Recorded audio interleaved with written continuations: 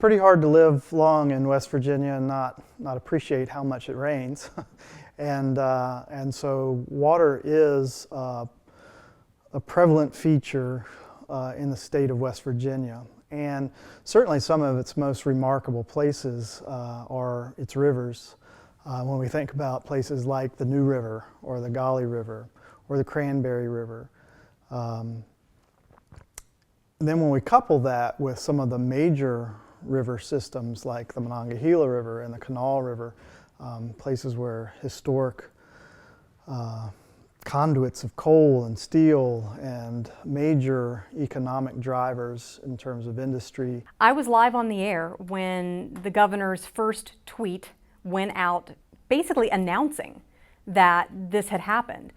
And at first, we didn't really know what that meant. I was on the set, I was anchoring, as I said, and so I immediately sent a note to our assignment editor and said, check into this, let's see what this is. And finished anchoring the rest of that segment of the newscast. During the commercial break, came out, checked in, we'd gotten a little more information. We'd confirmed that yes, this came from the governor's office and it is a do not use order, which is different than a boil water advisory, which is, I think, what a lot of people maybe wondered at first. Is this just a boil water advisory? We get those all the time. And it quickly became clear this was not a boil water advisory. This was something much more serious.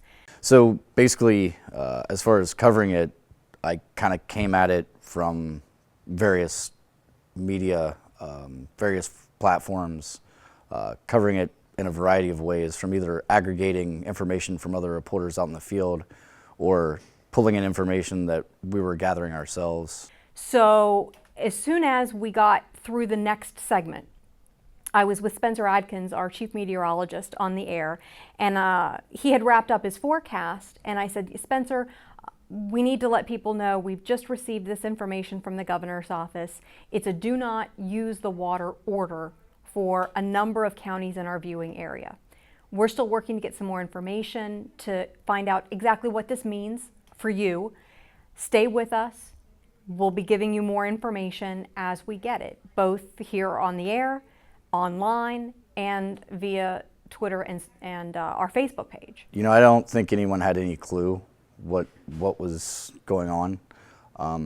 We just knew that there was a leak at Freedom, and that residents weren't supposed to use water at all. Of course, having reported this and living in Charleston, we were just as affected as anyone else. So the first 3 days after the spill, people were coming to work unshowered, basically cleaning up as best you could with like baby wipes or some sort of whatever towels you had laying around that you could clean yourself with.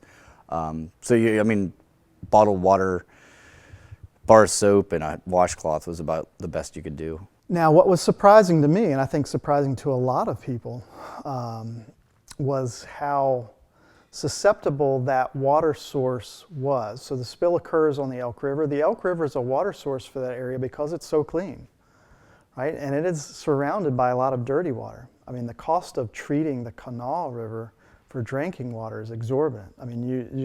It's so dirty you can't afford to. But the Elk River is a very clean river, one of the cleanest in the East, actually. And so you see how dependent then we have become as a state on our few really clean, productive water sources like the Elk River. And as we lose rivers and their value of drinking water and become dependent on very few, then we become very susceptible to something that would seem like to be a localized event.